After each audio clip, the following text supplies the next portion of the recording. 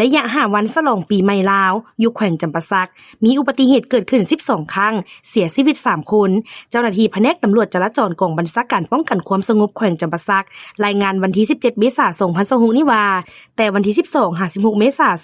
2026อยู่แขวงจำปาสักมีอุบัติเหตุเกิดขึ้นทั้งหมด12ครั้งมีผู้ได้รับบาดเจ็บเล็กน้อย16คนหญิง7คนบาดเจ็บสมควร7คนหญิง2คนบาดเจ็บสาหัส5คนหญิง2คนและเสียชีวิต3คนเพศชายพาหนะเปเพเล็กน้อย10คันเปเพสมควร10คันสาเหตุของการเกิดอุบัติเหตุส่วนใหญ่แม่นย้อนการดื่มสิ่งมึนเมาบ่ปล่อยซิดและใช้คมไว้เกินกำหนดรวมมูลค่าเสียหายทั้งหมด330ล้านกีบเจ้าหน้าที่แผนกตำรวจจราจรกองบัญชาการปกส.แขวงให้ฮู้ตื่มอีกว่าถ้าเทียบใส่ปีใหม่2025เห็นว่าจำนวนอุบัติเหตุลดลง18รายพาหนะเปเพลดลง27คันผู้ได้รับบาดเจ็บลดลง22คันแต่ผู้เสียชีวิตเพิ่มขึ้น2คนและมูลค่าเสียหายเพิ่มขึ้น71ล้านกีบ